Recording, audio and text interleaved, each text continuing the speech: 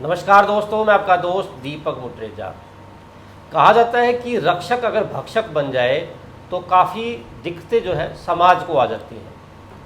हालांकि अभी हम उसको भक्षक नहीं कह रहे हैं, लेकिन जो शिकायतें, जो आरोप लगे हैं, उन आरोपों से चुप्पी साध लेना सरकार का भी और विपक्ष का भी। हम बात कर रहे हैं जींद मामले की। जींद मामले के एसपी के ऊपर जिस प्रकार से आरोप लगे हैं और महिला जो पुलिसकर्मी है उन्होंने जिस प्रकार से आरोप लगाए हैं कि उन्हें जो है बुलाया जाता था, उनके साथ गलत हरकत जो है वो करने का प्रयास किया गया, इस तरह के आरोप लगे हैं। हालांकि जांच जो है वो बैठ गई है, लेकिन अभी तक उस मामले में कुछ भी निकल करके नहीं आया है। विपक्ष भी चुप है इस मामले के अंदर। हालांकि विपक्ष को तो कम से कम बोलना चाहिए था, उनके पास एक अच्छा मौका भी था, लेकिन क्यों नहीं बोल रहा, खैर वो अब तो वो खुद जाने। आज हम इसी बात के ऊपर डिस्कशन करेंगे। हमारे साथ अजय मल्होत्रा जी हैं, वरिष्ठ पत्रकार हैं। सर, आपका बहुत बहुत स्वागत है। सर, पहले तो मैं जानना चाहूँगा पूरा मामला क्या है, ताकि दर्शकों को जानकारी मिल सके कि ये मामला आखिरकार क्यों निकल करके आया है। दीपक जी, ये समय समय पर हरियाणा पुलिस के अधिकारियों पर इस तरह के आरोप लगते रहे हैं और हर बार मामले को कहीं ना कहीं दबा भी दिया जाता है, क्योंकि पुलिस की अगर संलिप्तता साबित हो जाती है ऐसे मामलों में तो स्वाभाविक लोगों का विश्वास कानून पे से, कानून के रखवालों पे से उठ जाएगा। और फिर दूसरा, जो पुलिस के अधिकारी होते हैं उनकी बड़ी भारी ऊंची पहुंच होती है राजनीतिक लोगों से भी, तो ये मामले दब जाते हैं। और ये शिकायत आम है भी, जो महिला पुलिसकर्मी हैं वो पहले भी कई बार शिकायत कर चुकी हैं। एक बार आपको याद हो, आज से लगभग 12 साल पहले कांग्रेस की सरकार, तब ये 2 डीजीपी स्तर के अधिकारियों पर आरोप लगा था कि मधुबन में उनके कई महिला पुलिसकर्मियों के साथ अवैध संबंध रहे हैं। तो वो मामला भी उस वक़्त की सरकार ने रफा दफा कर दिया और उस मामले में यहाँ तक कि ये हालत हुई कि जिस पत्रकार ने उस मामले को उठाया उसका बेचारे का दफ्तर भी सील कर दिया और उसको अरेस्ट कर लिया और अरेस्ट करके उसको कई दिन अंदर रखा। उसके कंप्यूटर वगैरह सब कुछ उठा के ले गए और वो मामला उसने ना 2 डीजीपी स्तर के अधिकारियों पे गंभीर आरोप लगाए थे कि वो महिला पुलिसकर्मियों के साथ गलत व्यवहार करते हैं, उनको मिसयूज़ करते हैं। अब एकदम से ये पत्र आया कि एक 4 पेज का पत्र मार्केट में आ गया और उसने एकदम से सारा हलचल मचा दी और सोशल मीडिया पे आया है। तो उसमें एक जींद की महिला कांस्टेबल है, उसने वहाँ के पुलिस अधीक्षक पे आरोप लगाए हैं भाई कैसे कैसे उन द्वारा महिला कर्मियों का शोषण किया जाता है और जो महिला उनके आगे सरेंडर नहीं करती है उसको प्रताड़ित किया जाता है, जो कर देती है सरेंडर उनको लाभ दिया जाता है। उनका तो यहाँ तक कहना है कि ये गैंग है जिसमें कुछ महिला पुलिस अधिकारी भी मिली हुई हैं एसएसपी के साथ। और जिस प्रकार से जो आरोप लगाए हैं सर कि एक महिला अधिकारी ने ये भी कहा है कि आपको कोऑपरेट करना चाहिए, जो महिला पुलिसकर्मी वहाँ गई थी, तो गैंग तो सर माना ही जाएगा अगर आरोप इस प्रकार से लग रहे हैं। हाँ, उसने डीएसपी का नाम भी लिख रखा है उसमें भी, वहाँ की डीएसपी कह रही है भी कोऑपरेट करना चाहिए। अब बात ये आ जाती है, तो आरोप है, अब इसकी सत्यता कौन जानेगा?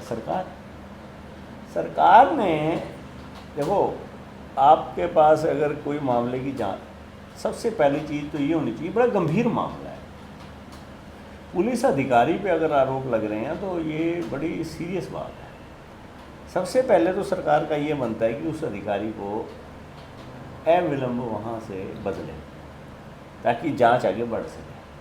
और फिर आपने एक महिला एसपी रैंक के अधिकारी की ड्यूटी लगा दी रिपोर्ट के लिए।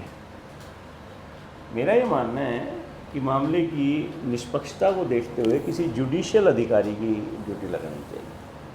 आप कई बार सेम महकमा के अधिकारी के खिलाफ जांच और महकमे के अधिकारी जांच कर रहे हैं, सेम रैंक के वो भी। सेम रैंक के, तो अगर ये सत्य बात निकल आती है तो सब कुछ उथल पुथल हो जाएगा।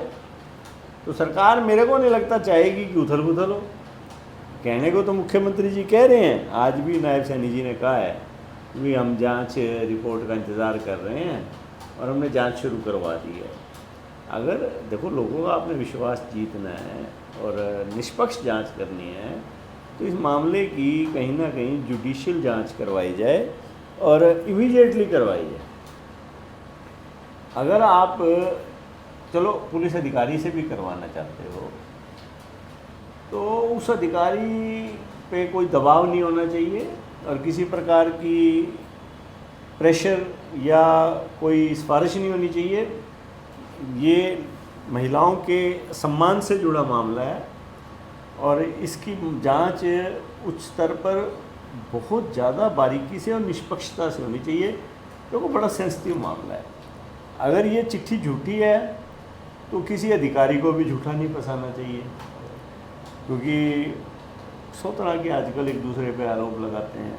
और अगर मामला सच्चा है तो कोई बख्शा नहीं जाना चाहिए। सर, जिस प्रकार से आपने बताया कि 12 साल पहले भी मधुबन के अंदर ट्रेनिंग कैंप के अंदर इस तरह की घटनाएं घटित हुई थी, शिकायतें मिली थी, तो उस मामले की क्या हुआ था सर, कोई जांच की? वही तो मैं कह रहा हूँ दीपक जी, उस वक्त तो मैं आप बताया ना, जिस चैनल वाले ने या रिपोर्टर ने ये सारा दिखाया था और कहा था भी ऐसे ऐसे वहाँ होता है, ये होता है, उसी का ही दफ्तर सील कर दिया और उसका कंप्यूटर, उसके रिपोर्टर सबको पुलिस उठा के ले गई। जांच तो बहुत दूर की बात है।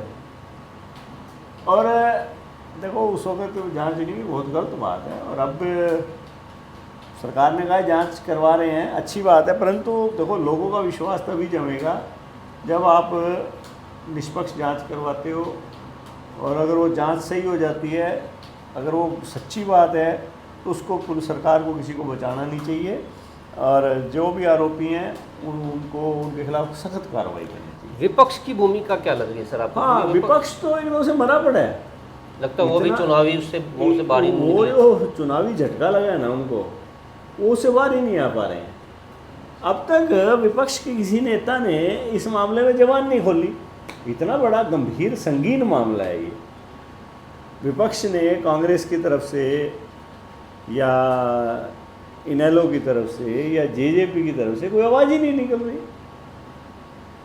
यहाँ तक कि विनेश फोगाट वहाँ उस एरिया की एमएलए हैं, उन्होंने एक ट्वीट जरूर किया कि अगर वो महिलाएं उनसे संपर्क करेंगी तो वो जरूर संपर्क, तो आप जांच की मांग तो करो।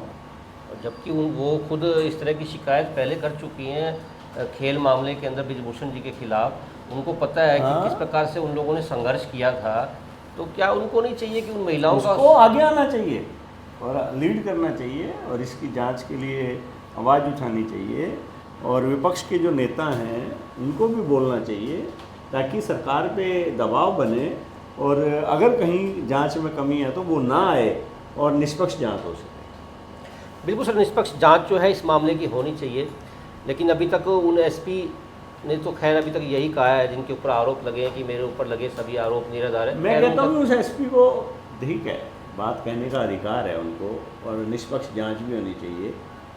एक बार उसको वहाँ से हटाना चाहिए, बिल्कुल तबादला उनका करना चाहिए भाई तुरंत प्रभाव से, जब तक जांच पूरी नहीं हो जाती उनको उस पद से हटा देना चाहिए, क्योंकि वो भी अपने प्रभाव का प्रयोग तो करेंगे। स्वाभाविक है, आप एक अधिकारी हो, आप क्या वहाँ एक नेटवर्क है पूरा, उनको तुरंत प्रभाव से वहाँ एक बार बदल देना चाहिए। बिल्कुल दोस्तों, जिस प्रकार से आरोप लगाए जा रहे हैं जींद के एसपी के ऊपर, वहीं की ही उनके मातहत आने वाले महिला पुलिसकर्मियों के द्वारा आरोप, बड़े गंभीर और बड़े संगीन आरोप जो हैं उन महिला पुलिसकर्मियों ने लगाए हैं।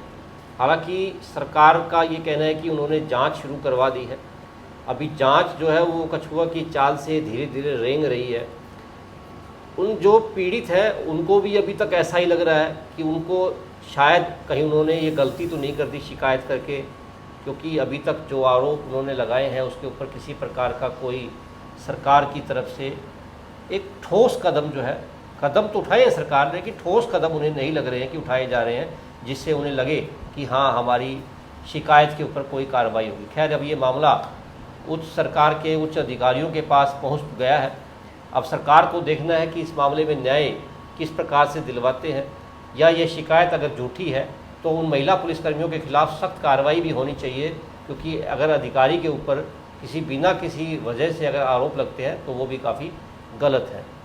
आज के लिए बस इतना ही। कल फिर दोबारा मिलेंगे नई खबर के साथ। नमस्कार।